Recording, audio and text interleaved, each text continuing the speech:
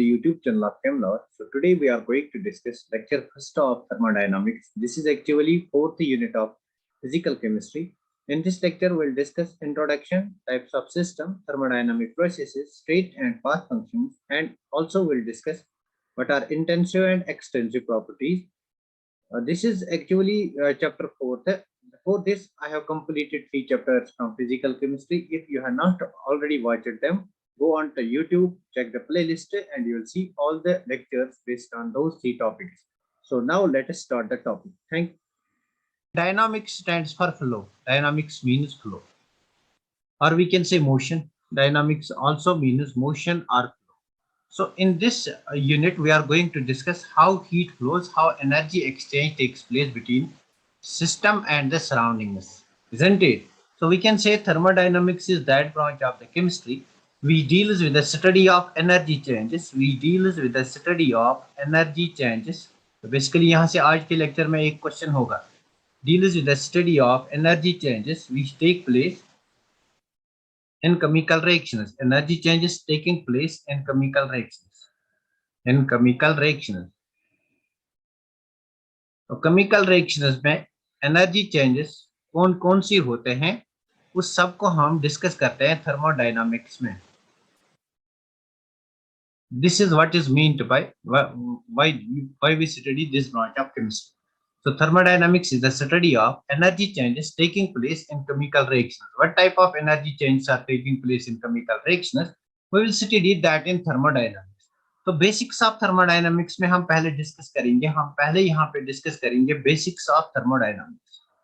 तो let us सी basics में हम क्या डिस्कस करेंगे. एक्चुअली बेसिक्स में हम फर्स्ट थर्मोडायनामिक्स में यहाँ पे सिस्टम को डिस्कस करेंगे एंड सराउंडिंग्स को डिस्कस करेंगे. System and surroundings. So let us discuss what is meant by system and what is meant by surroundings. We'll take certain examples to explain it. Okay. So let's understand what's meant by system. Let's understand what is meant by system. Now, what is meant by system in thermodynamics? System is that part of the universe. We as a chemists divide universe into 2 parts. Universe is equal to, it is system plus surroundings. For chemists, we people, universe is system plus surroundings. It is system plus surroundings. So what is system? It is that part of the universe with which we are interested. Part of the universe which is under our consideration. Part with which we are interested. Part of universe with which we are interested. With which we are interested. Now what do we mean by this? With which we are interested. इसका मतलब क्या है? It is that part of the universe with which we are interested. For example, being a chemistry student, let us take a beaker. तो हमने यहाँ पे एक beaker लिया. तो इस बीकर में हमारी कोई केमिकल रिएक्शन होती है. What happens inside the beaker? यहाँ पे कोई केमिकल रिएक्शन होती है. इस बीकर में केमिकल रिएक्शन होती है. By chemical reaction I mean that कुछ components है, यहाँ पे A है, B है और C है. They are combining together. So what happens inside the beaker? We are interested as a chemistry students. We are interested with that. हम ये इंटरेस्ट रखते हैं कि इस बीकर में क्या होगा. What will be the product of the reaction. इसमें कितनी हीट देनी पड़ेगी, यहाँ पे बॉन्ड्स कैसे ब्रेक डाउन हो जाएंगे, what type of reaction takes place. That's the part with which we are interested. Means this part with which we are interested, इसी को हम सिस्टम कहते हैं. तो यहाँ पे बीकर में जो कुछ भी हो रहा है, that is system for we. And what lies outside this beaker. तो यहाँ पे आउटसाइड बीकर के क्या हो रहा है, what lies outside the beaker, we are not concerned with that. We do not have interest with that, isn't it? And this part is called surroundings. This part is called surroundings. So what is surroundings? It is the part excluding the system. It is the part excluding the system. Part excluding the system, that's called surroundings. Is it clear? Part excluding the system, it's called surroundings. Now you can see over here, ये जो हमारे पास system है, it is separated by the surroundings. It is separated from the surroundings. So how it is separated? It is separated by this wall. That is the wall of the beaker. It is separated from the surroundings by the wall of the beaker. तो इस wall को हम boundary कहते हैं. This wall is known as boundary. So what is boundary? What is boundary? Boundary separates system from surroundings, isn't it? It separates system from surroundings. It separates system from surroundings. It separates system from surroundings. क्या यहाँ तक clear हुआ? System क्या होता है, surroundings क्या होता है, बाउंड्री क्या होती है? यहाँ तक क्लियर हुआ? सिस्टम क्या होता है, सराउंडिंग्स क्या होती है, बाउंड्री क्या होती है? लेट मी नो जल्दी से, यहाँ तक क्लियर हुआ? सिस्टम क्या होता है? That part of the universe जिससे हम इंटरेस्ट रखते हैं, मतलब what happens inside the beaker, that is system. और सराउंडिंग्स क्या होता है? जो इस इंटरेस्टेड पार्ट के बाहर है, दैट्स कॉल्ड सराउंडिंग्स। तो यहाँ पे surroundings whatever is present outside the system, that is surroundings. और इस सराउंडिंग्स और सिस्टम को ये बाउंड्री वाल जो है इट सेपरेट्स इट। तो इस बाउंड्री वाल को, इसको हम बाउंड्री कहते हैं, इट्स नोन एज बाउंड्री। तो यहाँ पे बाउंड्री पे आप एक दो इंपॉर्टेंट पॉइंट्स लिखो। बाउंड्री पे एक दो इंपॉर्टेंट पॉइंट्स लिखो। नंबर फर्स्ट पॉइंट इज, ये जो बाउंड्री आपकी होती है, इस सिस्टम और सराउंडिंग्स की बाउंड्री होती है, इट मे बी कंडक्टिंग और नॉन कंडक्टिंग। तो फर्स्ट पॉइंट इज, जो बाउंड्री होती है it may be conducting, it may be conducting or it may be non-conducting. So it may both, we have both two types of boundaries. Either we have a conducting boundary or non-conducting. I hope आप लोगों को पता होगा words conducting and non-conducting, isn't it? Second important point is, this is a very important point, आ सकता है exam में। The correct statement regarding boundary is, it may be conducting or non-conducting. तो ये जो boundary है, it may be sometimes rigid or it may be flexible. Boundary it may be rigid, it may be rigid. तो ये boundary हमारे पास rigid भी हो सकती है और it may be flexible, it may be flexible, isn't it? And number third important point is, ये जो बाउंड्री है it may be real sometimes or it may be imaginary. We can consider an imaginary boundary as well, or a boundary can be real as well. These are three important points regarding boundary. तो सब बच्चे इन तीन points को याद रखेंगे, दे are very important. तो boundary जो होती है, दिस बाउंड्री इट में बी कंडक्टिंग, या तो ये कंडक्टिंग होगी, अभी हम देखेंगे टाइप्स ऑफ सिस्टम में, या तो ये नॉन कंडक्टिंग होगी। नंबर सेकंड, इट में बी रिजिड, या तो ये बहुत ज्यादा रिजिड होगी या ये फ्लेक्सिबल होगी। Flexible like that of cell membrane जो होता है, that's flexible in certain cases, semi permeable membrane. Or it may be real or imaginary. Sometimes the boundary may be real boundary, or sometimes we can only think of a boundary. That's the concept of imaginary boundary. यहाँ तक clear हुआ? इस चीज को note down करो, we'll discuss types of system. इस चीज को नोट डाउन करो, we'll discuss types of system. If it is clear to you till now, so let me know आपने नोट डाउन किया. We are going to discuss types of system.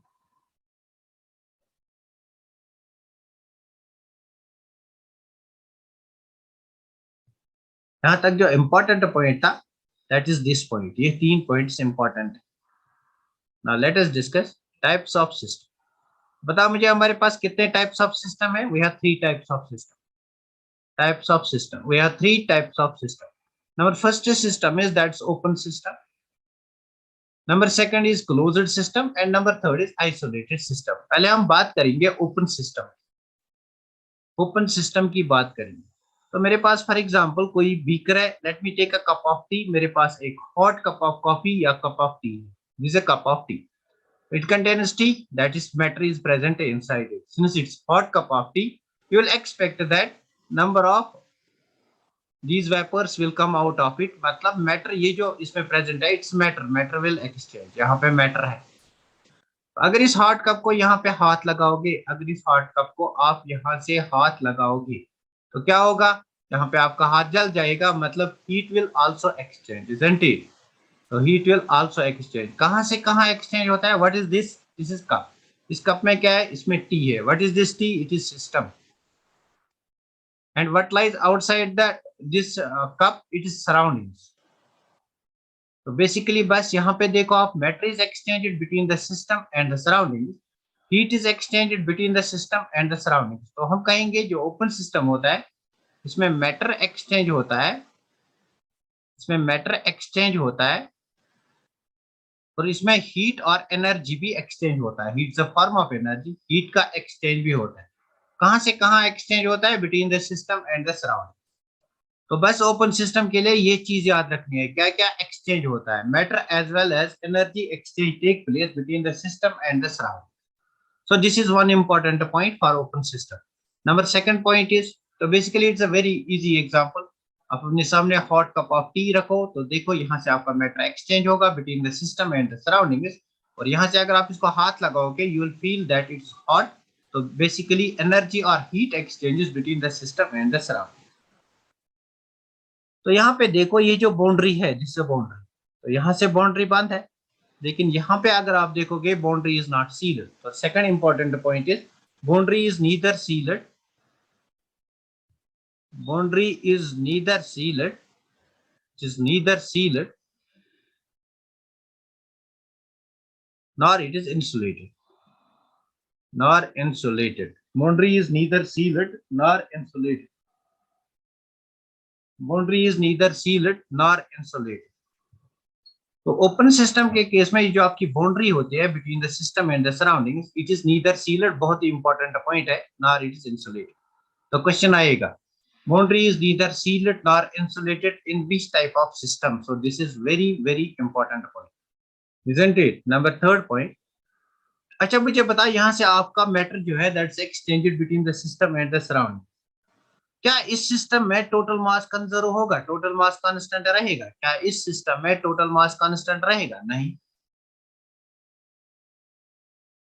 No, very good. तो हम number third point लिखेंगे। Number third point is total mass will not be constant, total mass will not be constant. So these are three important points for open system. Will not be constant in case of open system. तो I hope कि ये तीनों points आपको याद रहेंगे। इसमें सबसे ज्यादा इंपॉर्टेंट पॉइंट जो है that is this point and this point, ये बात आप जानते ही हो, isn't it? तो बात करेंगे नंबर सेकंड सिस्टम की, that's closed system. Closed system, इस टाइम आप वही हॉट कप ऑफ टी ले लो, ये मेरे पास कोई हॉट कप ऑफ टी है, लेकिन यहाँ पे आप लिड रखो, इसको ऊपर से बंद रखो, तो देखो what will happen, matter will not exchange but heat will exchange because this is hot cup, isn't it? तो हम यहाँ पे लिखेंगे जो मैटर है that is not exchanged, no, not exchanged, matter is not exchanged between the system and the surroundings, but जो energy है that's heat, that's exchange. Exchange of energy takes place but exchange of matter does not take place. This is exchange. Clear? So how this energy is exchanged? It may be exchanged in the form of heat, or it may be exchanged in the form of work, or it may be exchanged in the form of radiation. In chemistry, it may be exchanged either in the form of heat, or in the form of work, or in the form of radiation. Clear? तो बता मुझे, यहाँ पे boundary बंद है, सारी boundary बंद है ना, तो हम लिखेंगे number second point, boundary is sealed. Boundary is sealed, यहाँ पे बाउंड्री सील्ड होती है, क्या इंसुलेटेड है? No, if had it been insulated, अगर ये इंसुलेटेड होगा, अगर ये इंसुलेटेड होता तो आपको यहाँ पे एनर्जी एक्सचेंज नहीं होती। तो boundary is sealed but not insulated, but not insulated. Clear? Boundary is sealed but not insulated.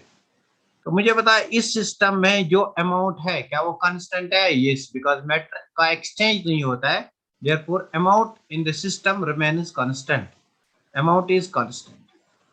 Clear हुई ये तीन बातें? ओपन सिस्टम की तीन बातें, क्लोज्ड सिस्टम की तीन बातें क्लियर हुई?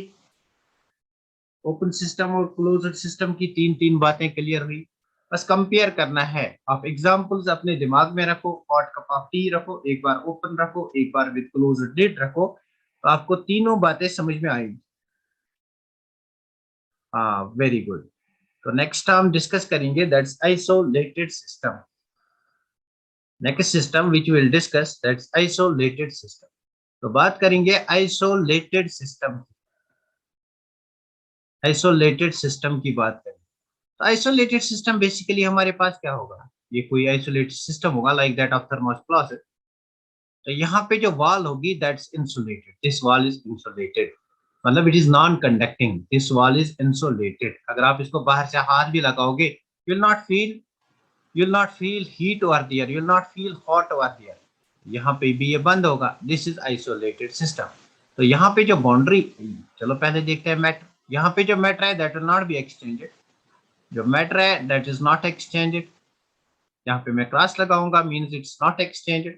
तो जो एनर्जी है it is not exchanged. Energy is also not exchanged. So what does this cross means? It means that it's not exchanged. Matter exchange नहीं होगा between the system and the surroundings. Why? Because जो ये boundary है, it is sealed. अगर boundary की बात करेंगे, it is sealed. That's why matter is not exchanged. Number second, energy is not exchanged. Why? Because ये जो wall है, it is non-conducting. It is non-conducting. ये जो wall है, it is not conducting. Adiabatic को भी डिस्कस करेंगे. थोड़ा सा आप वेट करो, उसको भी डिस्कस करें. adiabatic को अभी अलग से डिस्कस करेंगे. It is sealed and non conducting. It is sealed and non conducting, isn't it? इसी को हम फिर adiabatic भी कहेंगे, तो वहां तक हम थोड़ा सा वेट करेंगे. क्लियर हुआ? Universe is an example of this isolated system. Universe is an example of this isolated system. Thermos flask is an example of this isolated system. Thermos flask. It's an example of isolated system. So universe is also an example of isolated system. I hope आपको isolated system clear हुआ होगा. यहाँ पे भी amount remains constant. आगे बढ़ते हैं, discuss करते हैं state of system. यहाँ तक क्लियर हुआ सब बच्चों को? Then we are going to discuss state of a system. तो स्टेट ऑफ सिस्टम को डिस्कस करेंगे. स्टेट ऑफ सिस्टम, हम स्टेट का मतलब क्या है बेसिकली वही हमें डिस्कस करना है, क्योंकि थर्मोडायनामिक्स में हमें इन्हीं टर्म से डील करना है. That's why basics is important. State of a system का क्या मतलब है? पॉइंट नंबर 1 देखो. Properties which define state of any system are called its state variables. Properties which define, जो भी प्रॉपर्टीज किसी सिस्टम को डिफाइन करेंगे, जो भी प्रॉपर्टी किसी सिस्टम को डिफाइन करेंगे, they are known as it state variables और thermodynamic variables. Properties we define any system are known as its variables are thermodynamic variables. State variables are thermodynamic variables. So what is meant by state variable? जो भी property किसी thermodynamic system को define करेंगे, we'll see what type of property will define a thermodynamic system. They are known as state variables or they are known as thermodynamic variables. अभी हम देखेंगे what are these thermodynamic variables. Thermodynamic variables भी इनको कहते हैं, और इन्हीं को हम thermodynamic quantities भी कहते हैं. इनको हम thermodynamic quantities भी कहते हैं. Thermodynamic quantities. तो बेसिकली क्वेश्चन आ सकता है, which of the following is a state variable or thermodynamic variable or thermodynamic quantity. So this is point number 1 regarding state of a system. Point number 2. इसको आप note down करो. We'll discuss point number 2. अगर हमें किसी भी system का, point number 2, अगर हमें किसी भी सिस्टम का स्टेट वेरिएबल्स डिस्कस करना है, अगर हमें किसी भी सिस्टम का स्टेट डिस्कस करना है, किसी भी सिस्टम का स्टेट डिस्कस करना है, मतलब state of A system discuss करना है, तो we can only define this state of a system by properties like, by measuring properties like temperature. अगर हम उसका टेम्परेचर मेजर करेंगे, by measuring properties like pressure, by measuring properties like volume, etcetera. अगर हमें किसी सिस्टम की state को discuss करना है, तो हमें उस सिस्टम का temperature, property like temperature, property like pressure, property like volume, इनको हमें डिस्कस करना है. तो इनको एक्चुअली हमें मेजर करना है. What's meant by this? For example मेरे पास कोई सिस्टम है, इस सिस्टम में मेरे पास कुछ पार्टिकल्स हैं, तो late they have volume V1. अगर मैं टेम्परेचर को अप्लाई करूंगा, प्रेशर कंडीशन को अप्लाई करूंगा, इनका वॉल्यूम चेंज होगा ना, मतलब इसका स्टेट चेंज होगा. This is the initial state and इसका स्टेट फॉर एग्जांपल यहाँ से यहाँ चेंज हुआ, इसका वॉल्यूम V2 हो गया. तो कैसे हुआ ये? By measuring the properties, temperature, pressure कितना हुआ, ये हमें इनसे अंदाजा लगेगा. That is what I said. अगर हमें किसी स्टेट ऑफ सिस्टम को डिस्कस करना है, तो हमें measurable properties, that's temperature, pressure, volume, इनको हमें डिस्कस करना है, इनको हमें मेजर करना है. अगर इनमें से कोई भी चेंज होती है, मतलब अगर टेम्परेचर चेंज होता है, अगर प्रेशर चेंज होता है, अगर वॉल्यूम चेंज होता है, तब हम कहेंगे state of a system change. Clear? तो when will the state of a system change? कब स्टेट ऑफ सिस्टम चेंज होगा? जब हमारे जो वेरिएबल्स हैं अगर वो चेंज होंगे, जो डिफाइन करते हैं स्टेट ऑफ सिस्टम को, तब जाके हमारे सिस्टम का स्टेट चेंज होगा। अगर मैं आपसे एक सिंपल क्वेश्चन कहूंगा, स्टेट ऑफ अ सिस्टम किन कंडीशंस में चेंज होगा, तो स्टेट ऑफ अ सिस्टम तभी चेंज होगा जब हमें state variables like temperature, pressure, volume, जब इनमें कोई चेंज आएगी तभी हमारा state of a system change होगा, isn't it? फॉर एग्जाम्पल इस चीज को एक्सप्लेन करने के लिए, फॉर एग्जाम्पल मेरे पास कोई कंटेनर है, इस कंटेनर में कुछ मॉलिक्यूल्स प्रेजेंट है, let their initial internal energy it is E1, इनकी एनर्जी E1 है। तो यहाँ पे अगर मैं टेम्परेचर को चेंज करूंगा, what will happen, in molecules की काइनेटिक एनर्जी इंक्रीज होगी। काइनेटिक एनर्जी इंक्रीज होगी मतलब मॉलिक्यूलर मोशन इंक्रीज होगा। मॉलिक्यूलर मोशन इंक्रीज होगा मतलब मैंने टेम्परेचर को चेंज किया, इनकी इंटरनल एनर्जी इंक्रीज हो गई, that's E2, isn't it? Because of increase in temperature, molecular motion increases. Molecular motion से क्या होगा, एनर्जी ऑफ वाइब्रेशन इंक्रीज होगी, एनर्जी ऑफ रोटेशन इंक्रीज होगी, एनर्जी ऑफ ट्रांसलेशन इंक्रीज होगी, energy of electronic transition increase होगी। इन सब energies के सम को हम इंटरनल एनर्जी कहते हैं। मतलब इसकी स्टेट चेंज हो गई, isn't it? इसकी स्टेट चेंज हो गई by changing these variables, isn't it? Is this clear? Tell me, is this clear? Now let me know ये आपको क्लियर हो गया। हाँ, very good, very nice, very nice, very nice. तो next हम डिस्कस करेंगे स्टेट फंक्शन को, will discuss state function. So what is a state function? Basically two types of functions हमें डिस्कस करने हैं, what is a state function and path function. State function को discuss करेंगे। State function क्या होता है, तो बताओ मुझे स्टेट फंक्शन क्या होता है? It is that thermodynamic function we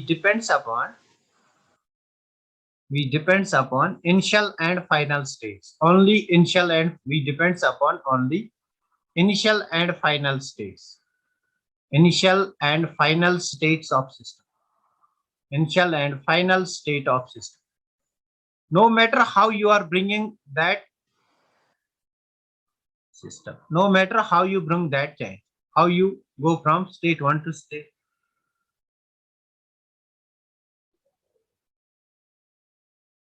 okay okay, आपको ये वाला अभी आपने नहीं राइट डाउन किया, ओके आप लिखो, उसके बाद मुझे बोलो, then I discuss state and path function, then I discuss state and path. मुझे लगा आप साथ साथ लिख रहे हैं।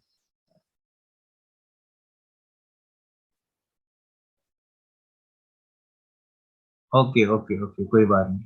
स्टेट ऑफ अ सिस्टम, तो स्टेट ऑफ अ सिस्टम क्या होता है, स्टेट फंक्शन क्या होता है, स्टेट फंक्शन डिस्कस करते हैं। What is state function? We depends upon initial and final states of the system. For example मेरे पास कोई कंटेनर है, मेरे पास कोई सिस्टम है, अब मैं कंटेनर नहीं बोलूंगा, मेरे पास कोई सिस्टम है। तो इस सिस्टम का volume for example V1, isn't it? इस सिस्टम का वॉल्यूम फॉर एग्जांपल V1। मैंने इस सिस्टम का वॉल्यूम चेंज किया from V1 to V2 by changing the variable temperature, pressure etcetera. इसका वॉल्यूम मैंने चेंज किया from V1 to V2। This V1 it's called initial state and this V2 it's called a final state. तो हम initial state से final state में कैसे आए उससे हमें कोई गर्ज नहीं है, बट इनिशियली हमारे पास क्या वॉल्यूम था, फाइनली हमारे पास क्या वॉल्यूम था, अगर इस पे डिपेंड करेगा then it is a state function, then it's a state function. तो जो भी हमारे पास स्टेट फंक्शंस होते हैं उनको हम कैपिटल लेटर से डिनोट करते हैं। For example E, for example H, for example S, for example G, for example T, for example P, for example V. What is this E? It's internal energy, this E is internal energy, this H is enthalpy. Discuss करेंगे इनको अलग अलग thermodynamics में, that's why this lecture is very important. And this S is entropy, this G is Gibbs free energy, it is Gibbs free energy, इन सब का discussion होगा। T is the temperature, P is the pressure, and V is volume, V is volume। these are your state functions, तो इनको हम state functions कहते हैं। अगर path function की बात करेंगे, there are only two path functions. अगर हम केमिस्ट्री में थर्मोडायनामिक्स की बात करेंगे तो what is a path function? मुझे बताओ पाथ फंक्शन क्या होता है? पाथ फंक्शन, यहाँ से क्वेश्चंस आते हैं which of the following is state function and which is path function. तो ये बातें आपको याद रखनी है थर्मोडायनामिक्स में, ये चीजें जो है these are state functions. Energy depends upon initial and final states. Volume depends upon initial and final states. That's why they are called state functions. That's why they are called a state function. तो path function की अगर बात करेंगे, what's path function? हाँ, path function, very good. कौन सा repeat करो? State function. तो देखो स्टेट फंक्शन वो होता है जो इनिशियल और फाइनल स्टेट पे डिपेंड करेगा, जिसका मैग्नीट्यूड, जिसका वैल्यू इनिशियल और फाइनल स्टेट पे डिपेंड करेगा। जिसका मैग्नीट्यूड इनिशियल और फाइनल स्टेट पे डिपेंड करेगा। मैग्नीट्यूड मतलब वैल्यू। फॉर एग्जांपल आपका इनिशियल वॉल्यूम 5 ml था एंड आपका फाइनल वॉल्यूम इस सिस्टम का 10 ml है। तो कैसे ये 5 से 10 हो गए इस पे डिपेंड नहीं करेगा, but it will only depend upon initially क्या था एंड फाइनली क्या था। How you brought about the change in the state उस पर डिपेंड नहीं करेगा, मतलब पाथ पे डिपेंड नहीं करेगा, only initial and final value पे डिपेंड करेगा। फैसल क्लियर हुआ? फैसल क्लियर हुआ? तो पाथ फंक्शंस देखो आप यहाँ पे, they depend upon they depend upon initial and final status as well as upon path followed। initial and, ये बात याद है रखना, बहुत ही इंपॉर्टेंट है। initial and final status as well as upon path followed। path followed यहाँ से क्वेश्चन आ सकता है बिकॉज बुक उसमें यूजुअली लिखा गया है they depend upon path followed, although they also depend upon initial and final states, they depend upon both। So this is very important. Path functions depend upon initial and final states as well as upon the path followed। मतलब यहाँ आपको आपको पता होना चाहिए कैसे हम initial state से फाइनल स्टेट तक पहुंच गए। तो थर्मोडायनामिक्स में टू इंपॉर्टेंट क्वांटिटीज है, एक होता है हमारा वर्क एंड दूसरा होता है हमारा heat. These our path function. Path function को जब भी लिखोगे स्मॉल लेटर से लिखना है, मतलब डब्ल्यू से इसको स्मॉल क्यू से लिखना है। path functions, that's why path q को हम small q से लिखते हैं because path functions are to be represented by small letters। clear? They depend upon initial and final status as well as upon the path followed। this is a very very important point। तो यहाँ से question आ सकता है, path function depends upon only path followed, depends upon initial and final states, depends upon both initial and final states as well as upon path followed। So option number C is the correct option, both initial and final states as well as upon the path followed। Clear? तो for example अगर इस example को हम explain करेंगे, तो for example कोई hotel हमारे पास है, बिल्डिंग है। So this a building, this is the first floor of the building, this is the second floor, this is third, this is fourth, this is fifth and this is sixth, this is seventh. तो आपको जाना है from first floor to seventh floor. बताओ मुझे कितने veg हैं आपको यहाँ तक जाने के, सेवंथ फ्लोर। तो या तो आप यहाँ से सीढ़ियों से चढ़ के जाओगे, isn't it? या तो आप यहाँ से सीढ़ियों से चढ़ के जाओगे।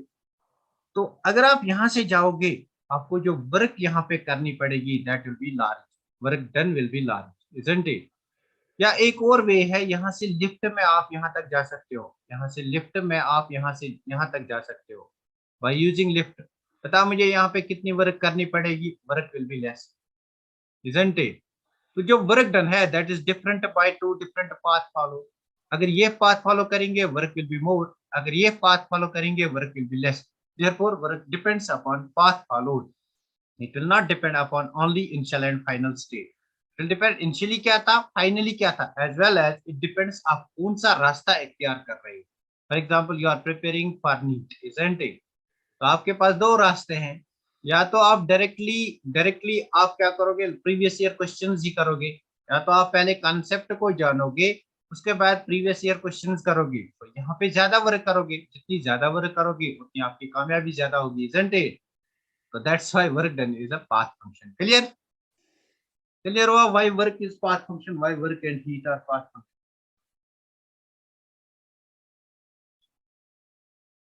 आई होप ये बात क्लियर हो गई। Will discuss intensive and extensive properties, इसको नोट डाउन करो। हाँ, इसको नोट डाउन करो।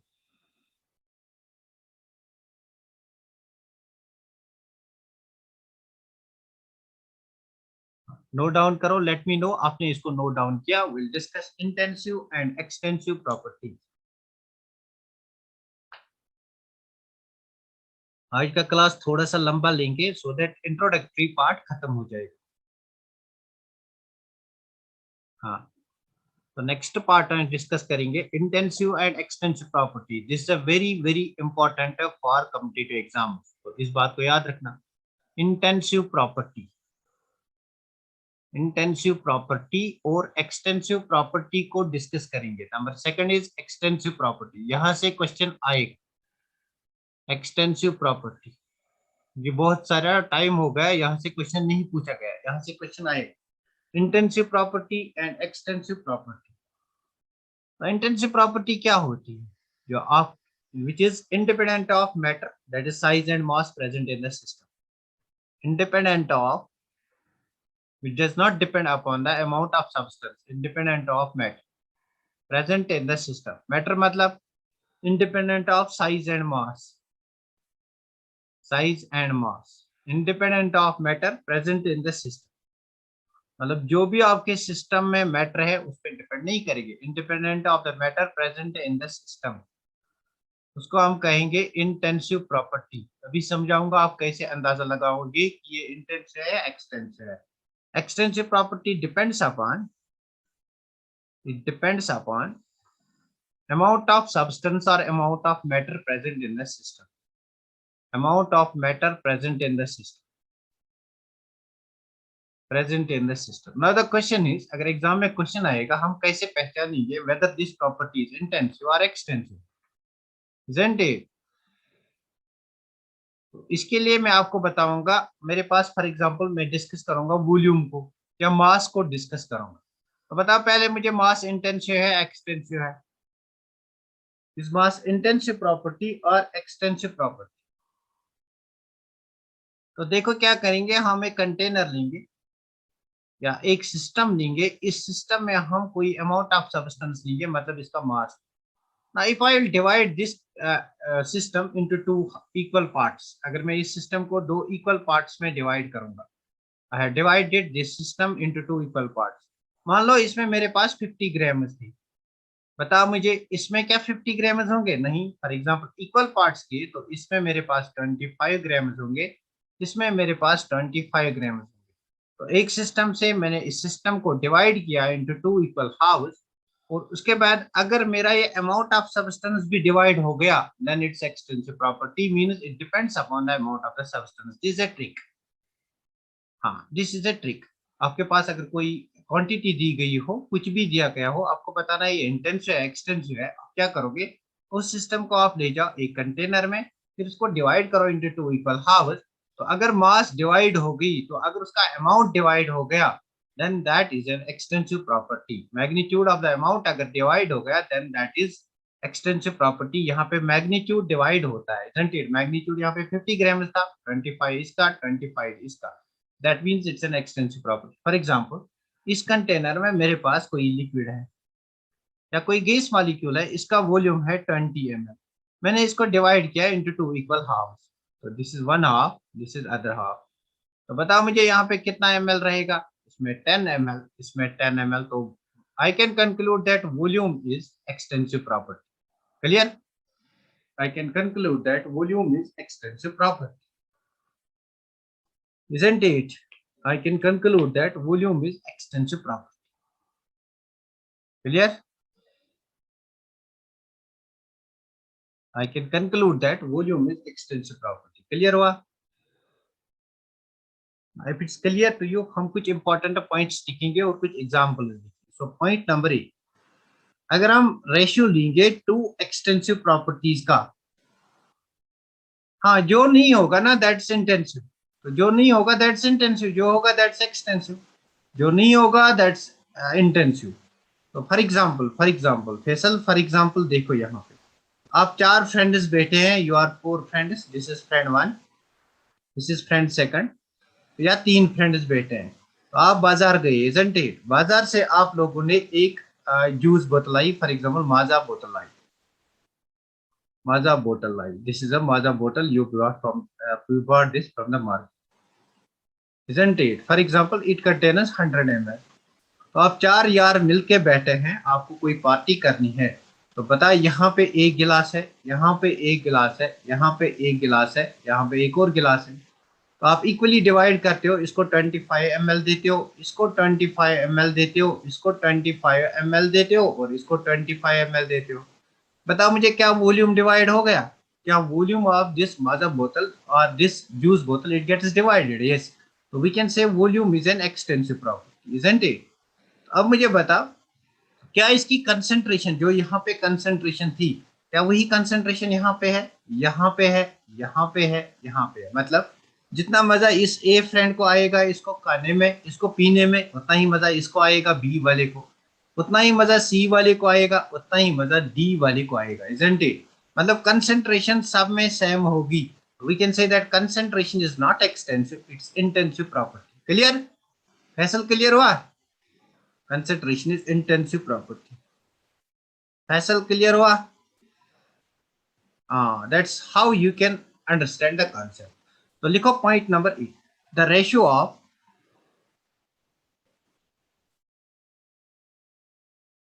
अच्छा रुकया को नहीं हुआ, रुकया देखो, हमें इंटेंस एक्सटेंसिव कैसे बताएंगे? अगर कोई प्रॉपर्टी हमारे पास है, फॉर एग्जांपल हमने कोई जूस बोतल दे दी, तो इस जूस बोतल में 100 ml है, हमने इसको डिवाइड किया इंटू 4, हम 4 फ्रेंड्स बैठे हैं और 4 फ्रेंड्स को मिलके इसको पीना है, हमने 4 गिलासेस दिए, इस पे हमने डिवाइड किया, 25 ml इसको दिए, 25 ml इसको दिए, 25 ml इसको दिए, 25 ml इसको दिए। बता मुझे, इसका जो वॉल्यूम था वो डिवाइड हो गया ना? That means if the property gets divided, its magnitude gets divided, then it's extensive. लेकिन जो इसकी कंसंट्रेशन है, जितना मजा इसको पीने में आएगा उतना इसको भी आएगा, उतना ही इसी को आएगा, उतना ही इसी को आएगा, isn't it? Isn't it? तो सबको इक्वल मजा आएगा ना? मतलब कंसंट्रेशन जितनी यहाँ पे है उतनी ही यहाँ पे है, जितनी कंसंट्रेशन यहाँ पे है उतनी ही यहाँ पे है, जितनी कंसंट्रेशन यहाँ है उतनी ही कंसंट्रेशन यहाँ है। मतलब जितना शुगर आपको यहाँ, अगर आप अकेले इसको पियोगे, जितना शुगर यहाँ पे होगा उतनी क्वांटिटी ऑफ शुगर आपको यहाँ भी मिलेगी, isn't it? That's why concentration is intensive। रुपया क्लियर हुआ? तो लिखो द रेशियो ऑफ, बता मुझे रुपया क्लियर हुआ? The ratio of extensive properties, मतलब extensive divided by extensive is always intensive. बहुत ही इंपॉर्टेंट है, the ratio of extensive properties is always intensive. अगर आपके पास दो एक्सटेंसिव प्रॉपर्टीज हैं, then their ratio is intensive. For example, what is mass? It's extensive. What is volume? It's extensive, isn't it? So what is mass by volume? अगर मैं mass by volume की बात करूंगा, what is this? It is density. Mass by volume is density. तो मुझे बता density क्या हो? Is density extensive or intensive? Density is intensive because it's ratio of two extensive properties. Intensive. So density is an intensive property. Clear? क्या ये point clear हुआ? बहुत ही इंपॉर्टेंट है। The ratio of two extensive properties is always intensive. The ratio of two extensive properties is always intensive. ये point clear हुआ सबको? Point number 7, बताओ मुझे, ये पॉइंट क्लियर हुआ? The ratio of two extensive properties is always intensive. हाँ, very good. Point number 7, when extensive property is defined for unit amount of substance, very good. Point number 2, when extensive property is defined for unit amount of substance, for unit amount मतलब per unit volume, isn't it? For unit amount of substance, then it becomes intensive, then it's intensive, then it becomes intensive. For example,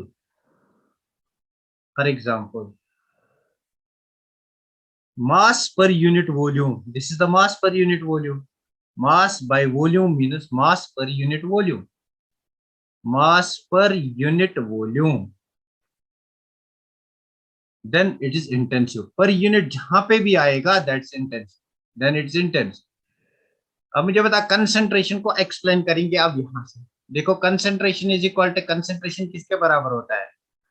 number of moles per unit volume, isn't it? तो per unit की बात हो रही है, that's why it's intensive, जो हमने यहाँ पे एक्सप्लेन किया था, because it is per unit volume, number of moles per unit volume. So all concentration terms, molarity, molality, mole fraction, all concentration terms, they are intensive property. All concentration terms are intensive properties. Clear? सबको ये बात clear हो गई? पर unit volume जब भी आएगा that is, या पर यूनिट जब भी आएगा, पर यूनिट मोल भी आ सकता है, पर यूनिट कहीं पे भी आएगा that is always intensive property. Extensive property per unit आएगा, per unit moles, per unit volume, कुछ भी आएगा per unit, that's always intensive property. This is very important again. Clear? I hope ये आपने नोट डाउन किया होगा. तो late me no आपने इसको नोट डाउन किया. This is basics of thermodynamics. Basic strong होगी तो आगे जाके आपको थर्मोडायनामिक्स बहुत इजी लगेगी. हाँ, नोट डाउन किया? Have you noted it down?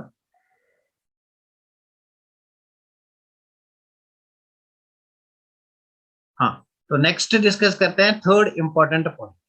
Late us discuss third important point. Third important point is extensive properties are additive. Extensive properties are additive. आ सकता है एग्जाम में. Properties are additive. They are additive. इस चीज को मैं भी explain करूंगा. And intensive properties are non-additive. मतलब extensive properties को आप ऐड कर सकते हो और intensive properties को ऐड नहीं कर सकते हो. And intensive properties are non-additive. Intensive properties are non-additive. Explain करेंगे. Let's explain it so that अगर कंसेप्ट एक्सप्लेन होगा तो उसके बाद कोई प्रॉब्लम नहीं होगी अंडरस्टैंड करने में. फॉर एग्जांपल ये मेरे पास कोई सिस्टम है, इसमें वाटर है, और ये मेरे पास एक और सिस्टम है, इसमें भी वाटर है. मेरे पास दो सिस्टम्स है. ये मेरे पास एक सिस्टम है, सिस्टम ए या वेसल ए, या मैं कहूंगा सिस्टम ए या vessel A, and this is vessel B. इसमें मेरे पास वाटर है, इसमें भी वाटर है. लेट मी से इसका मास जो है दैट्स m1, इसका मास जो है दैट्स m2, इसका वॉल्यूम जो है दैट्स v1, इसका वॉल्यूम जो है दैट्स v2. इसकी डेंसिटी जो है दैट इज d. बताओ मुझे इसकी डेंसिटी. इसकी डेंसिटी जो है दैट इज d. इसकी d1, इसकी डेंसिटी d2.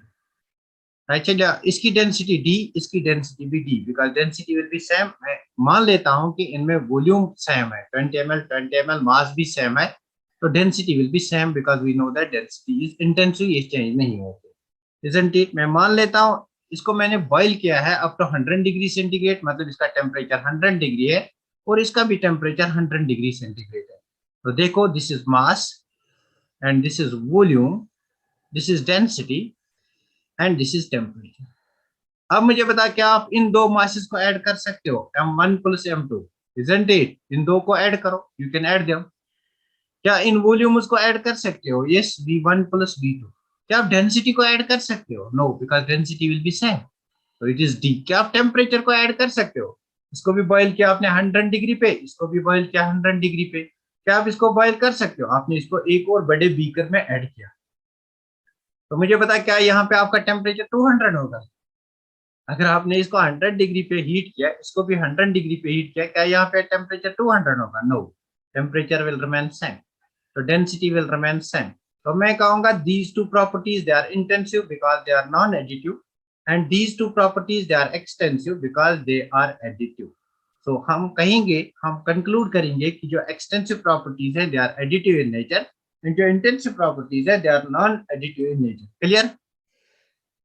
सब बच्चे बोलो ये बात क्लियर हो गई.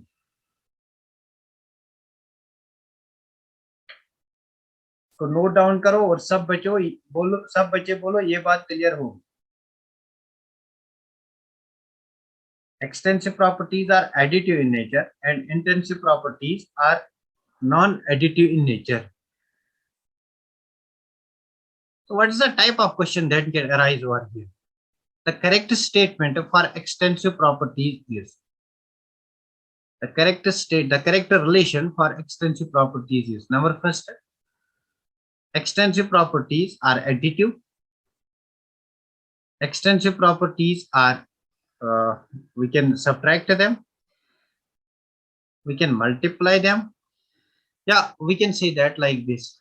मैं इस पे एक क्वेश्चन बनाऊंगा like this. मैं इस पे क्वेश्चन बनाऊंगा C. the mass, let the mass m1 and m2 of two systems. The mass of two systems is m1 and m2 respectively. The conclusion that's correct is number first m1 plus m2. Number second m1 minus m2. Yeah, m1 plus m2, m1 divided by m2, so it will become intensive. Both first and second, because we can multiply them. Both first and second. Number third, fourth, none of these. तो मुझे बताइए इसका answer none of these. तो divide करोगे आपको intensive मिलेगा, सम करोगे तो आपको एक्सटेंसिव मिलेगा, because mass is extensive property. So option number 1 is correct option. Very good. तो लिखो एग्जांपल, यहाँ पे लिखो आप extensive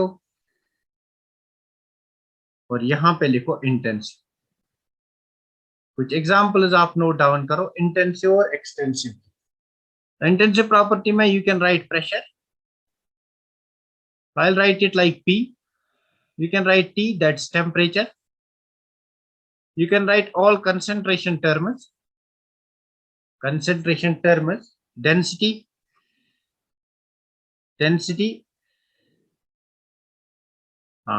You can write density. You can write Gibbs free energy per mole. तो GM लिखूंगा मैं. What is this Gibbs free energy per mole? मतलब this is G divided by number of moles. Gibbs free energy per mole की बात हो रही है. Therefore it is boiling point भी आएगा. पर मोल जहां कहीं भी आएगा डिवाइड बाय n. पर मोल जहां कहीं भी आएगा that will be extensive property, that will be intensive property, because ये जो एक्सटेंसिव है नंबर ऑफ मोल्स भी एक्सटेंसिव है. Extensive divide by extensive is equal to intensive, isn't it? Specific heat आगे इसका डिस्कशन होगा. जहां कहीं भी डिस्कशन इनका होगा ना वहां पे इनको फिर से कहेंगे दीज आर इंटेंसिव प्रॉपर्टीज. इसको एस से डिनोट करते हैं. तो यहीं पे आप लिख सकते हो boiling point TB, freezing point TF, they are all intensive.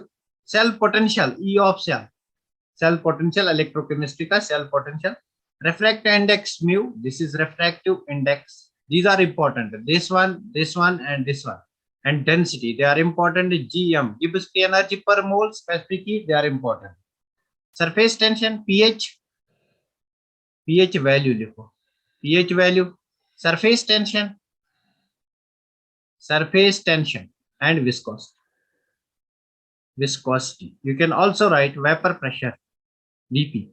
These are all intensive properties. इनको नोट डाउन करो. मैं एक्सटेंसिव प्रॉपर्टीज के एग्जांपल्स लिखूंगा. Volume, n is the number of moles, g is Gibbs free energy, and m is the mass, s is entropy, h is enthalpy of the system, e is internal energy of the system.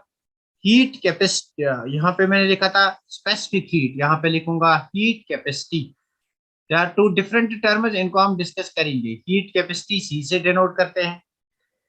तो force you can write surface area. I know आपको पता होगा what are these. आपको पता होगा what are these. S क्या होता है, एच क्या होता है, ई क्या.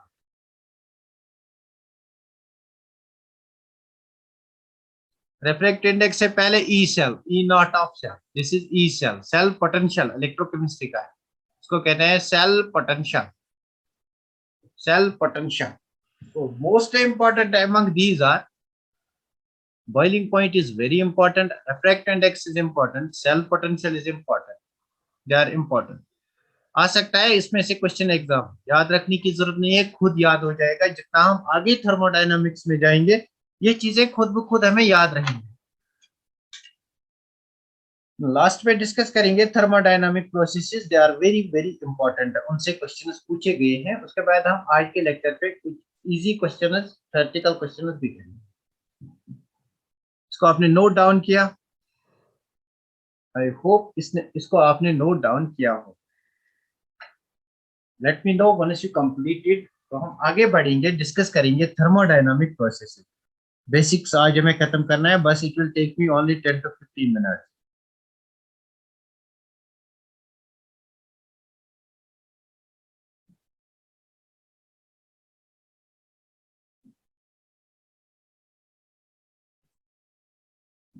हाँ,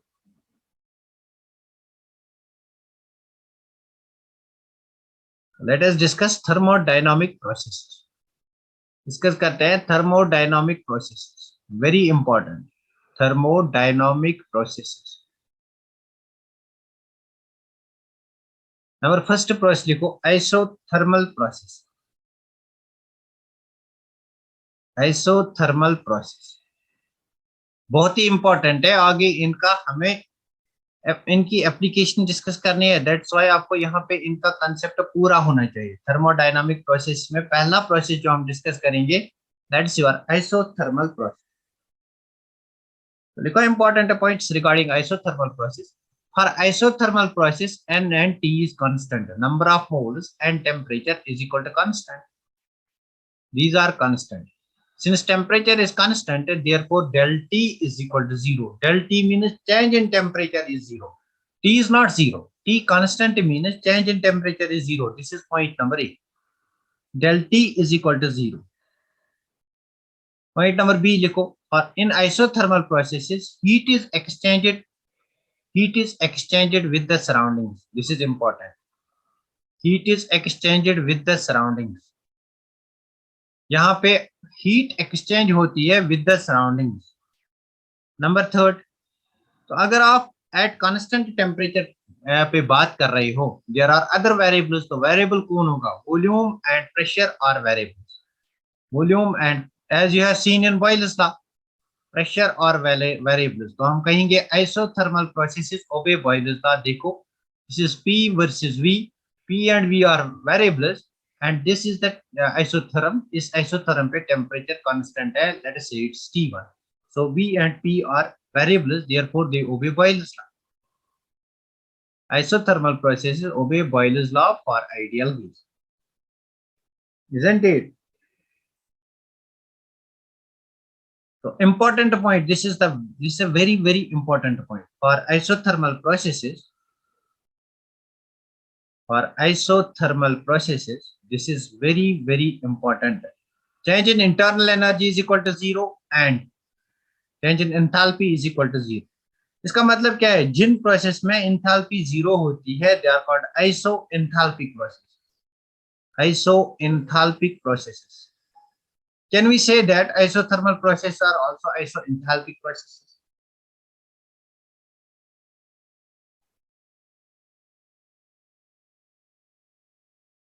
Isn't it? Isothermal processes are all isoenthalpic processes. Point number E लिखो, this is very important. इसको स्टार मार्क करो, पॉइंट नंबर ई को। All phase transitions, I hope आपको पता होगा फेज ट्रांजिशन क्या होता है, जहां पे बोथ फेजेस एग्जिस्ट करते हैं, liquid gas, solid liquid, like that. All phase transition जो हमने एंड्रयू आइसोथर्म में डिस्कस किया, all phase transition are isothermal, but condition different है। All phase transitions are isothermal, but at phase transition आपका del E is not equal to 0 and del H is not equal to 0. This is very important point. Clear? This is what is about isothermal process. Isothermal process में इतना ही आपको याद रखना है। Isothermal process के लिए आपको याद रखना है, iso means constant, thermal means temperature, that is del T is 0. Del T is 0, heat is exchanged with the surroundings. अगर del T, अगर temperature constant है, volume and pressure are then variables, del E will be 0, del H will be 0 for isothermal processes. This is for ideal gas. तो यहाँ पे लिखो for ideal gas. ये जो बात हो रही है, this is for ideal gas. ये बात हो रही है आइडियल गैस की। अगर फेज ट्रांजिशन होगी, then this will not be equal to 0, this will not be equal to 0 for isothermal process. Clear? बताओ मुझे, ये बात क्लियर हो गई? Will discuss isobaric process.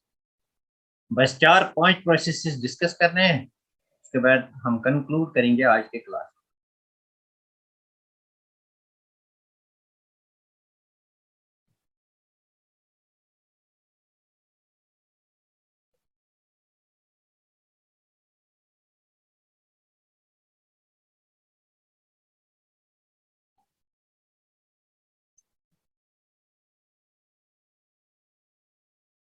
हो गया ये? आई होप ये बात आपने नोट डाउन की हो।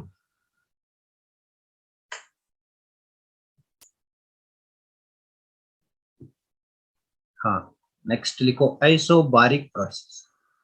Very good. नेक्स्ट लिखो isobaric process. Right down isobaric process. Second process is your isobaric process. What do you mean by isobaric process? जिसमें प्रेशर कांस्टेंट होगा, isn't it? जिसमें प्रेशर कांस्टेंट होगा, तो यहाँ पे क्या कांस्टेंट होगा? N और P इज कांस्टेंट। मतलब for isobaric process point number A will be del P will be equal to zero. Pressure is not equal to zero, del P is equal to zero.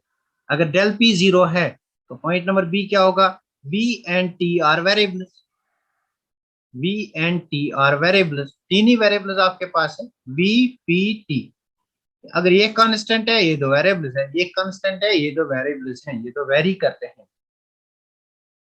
All process in open system are isobaric. तो point number third लिखो, जो भी processes open system में होती है they are isobaric. All processes in open system are isobaric. This is very important, this point is very important. So ये हो हमारा isobaric process. Number third discuss करेंगे isochoric process. Isochoric process, core stands for volume, मतलब n is constant, v is constant, n and v is constant. That means point number A will be del v will be equal to zero. अगर del v zero है, मतलब ये अगर zero है, ये अगर constant है, तो P and T are variables. Number second will be P and T are variables, isn't it? अच्छा, you know that work done chemistry में किसके बराबर होता है? Thermodynamics में work is equal to minus P del V. This is the general form of the work done. So isochoric press में आपका del V zero है, so you can write P into zero. So work done is equal to zero in isochoric process. This is very important. This is very important. Work done is equal to zero in isochoric process. D part लिखो, point number 4 लिखो, process in closed system are isobaric, isochoric. Processes in closed system. Closed system में जो भी process होती है, that's isochoric. So this is point number 4. This is all about isochoric process. I hope ये बातें आपको समझ में आई है। How work done is zero, तो आ सकता है क्वेश्चन एग्जाम में, work done is zero for which process?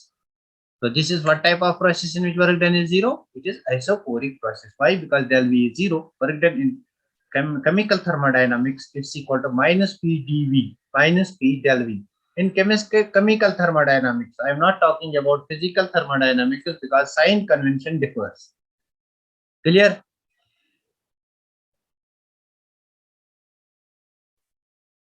I hope ये बात आपको क्लियर हुई होगी। तो वेल एडियाबैटिक प्रोसेस, यहाँ पे मैं लिखूंगा एडियाबैटिक। हाँ, वेरी गुड। यहाँ पे मैं लिखूंगा एडियाबैटिक प्रोसेस। एडियाबैटिक प्रोसेस पे क्वेश्चन आया है, फिजिक्स में भी आया है, केमिस्ट्री में भी आया है। Adiabatic process, what is adiabatic process? In which no heat enters or leaves the system, that is q is equal to zero. Q is equal to zero, n and q are constant, that is q is equal to zero. Number first point, Q is equal to zero, no heat enters and leaves the system. बताओ मुझे, अगर Q zero है तो ये भी variable है, ये भी वेरिएबल है, ये भी वेरिएबल है, ये क्वेश्चन नहीं पूछा गया है। So point number B is V, P and T are variables. VP and T are variables. VP and T are variables. Number point number third, the system is thermally insulated. यहाँ पे जो आपका system है, जो boundary होगी, that should be thermally insulated. The system is thermally insulated. Thermally insulated. System is thermally insulated, isn't it? For no exchange of heat to take place, the system should be thermally insulated. Means जो boundary होगी, that should be thermally insulated. इसके बाद हमारा आता है, इसके बाद हम डिस्कस करेंगे नेक्स्ट पेज पे। आप इस चीज को पहले नोट डाउन करो, पहले इस चीज को आप नोट डाउन करो।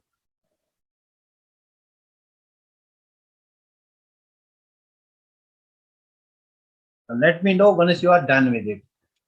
Let me know once you are done with it.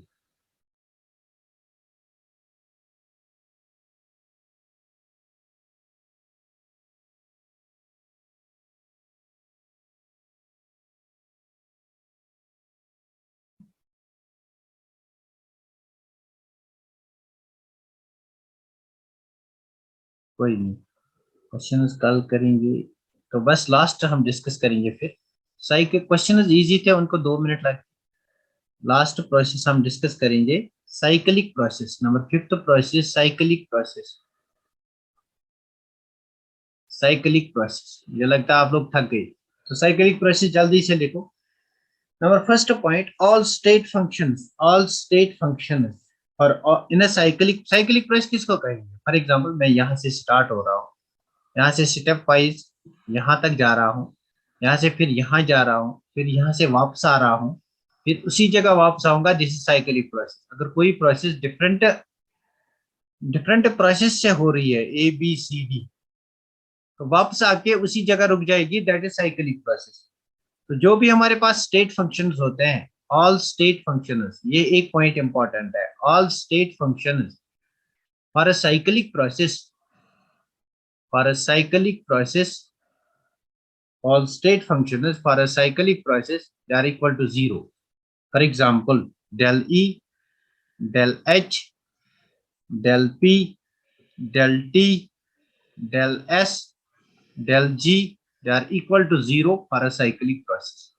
They are equal to 0 for cyclic process. बस यहाँ पे हम कंक्लूड करेंगे। आप उसके बाद कल डिस्कस करेंगे रिवर्सिबल प्रोसेस और इरिवर्सिबल प्रोसेस, साथ में इनके क्वेश्चंस भी करेंगे। Isn't it? तो मुझे पता किसी को कोई कंफ्यूजन रहा यहाँ तक? This was a very very awesome lecture. I hope आप सबको समझ में आया हो।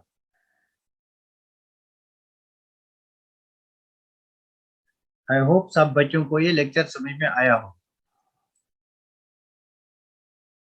बताओ मुझे कैसा कैसा लगा आपको आज का लेक्चर। जो बच्चे आप जाना चाहते हैं वो जा सकते हैं, because we are going to stop work. Still clear, very good, very nice. Clear हुआ? थैंक यू, अल्लाह हाफिज। Thank you, thank you.